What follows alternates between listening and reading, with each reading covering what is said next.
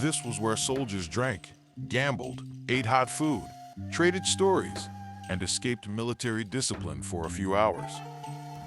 From sour wine and local beer to board games carved into stone floors, these places became some of the most important gathering spots on the edge of the empire. The Roman army built forts, and those forts became entire communities.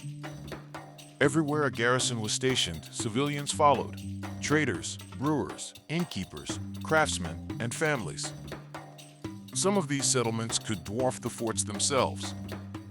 At Vindolanda near Hadrian's Wall, the civilian settlement covered 15 acres, and the fort covered only 3.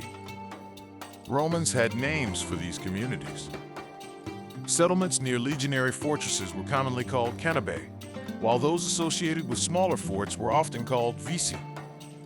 At the heart of every one of those settlements stood a tavern. Romans had 3 main types of drinking establishments. The Popina was a basic wine bar serving olives, bread, and stews. The Caupona offered rooms for the night.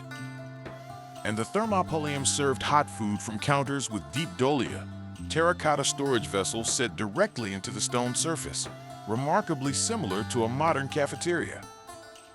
Pompeii alone had at least 80 of these, and archaeologists have found a similar number in the port city of Ostia and Tikaka. Now, what were soldiers actually drinking? Not fine wine. That was considered a sign of poor discipline. One common military drink was posca, roughly 1 part vinegar to 4 parts water. It sounds terrible, but for soldiers it was cheap, practical, and refreshing. Its acidity may also have made iffy water more palatable. Emperor Hadrian drank vinegar himself to show solidarity with his troops. On the northern frontier, beer replaced wine as the drink of choice. At Vindolanda, a fort established along the Stanigate Road even before Hadrian's Wall was built, one of the most famous surviving letters is a desperate plea from a junior officer named Masculus, writing in what scholars catalog as Tablet 628. "My fellow soldiers have no beer. Please order some to be sent." Local brewers malted barley and wheat, and the archaeological record shows a massive supply chain feeding Celtic beer to Roman garrisons, including the cohors Itungrorum, the first cohort of Tungrians, who were stationed at Vindolanda, and whose records survive in detail. The food was just as varied. Vindolanda's writing tablets mention 46 different foodstuffs. Soldiers ate bacon, venison, chicken, oysters, and even garum, the stinky fermented fish sauce that served as the Roman world's version of Worcestershire sauce.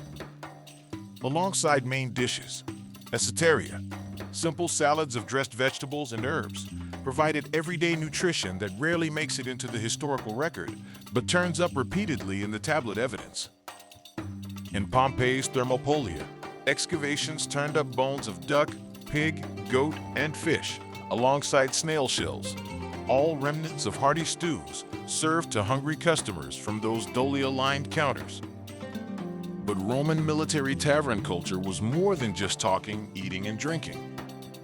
It was about surviving years of service far from home.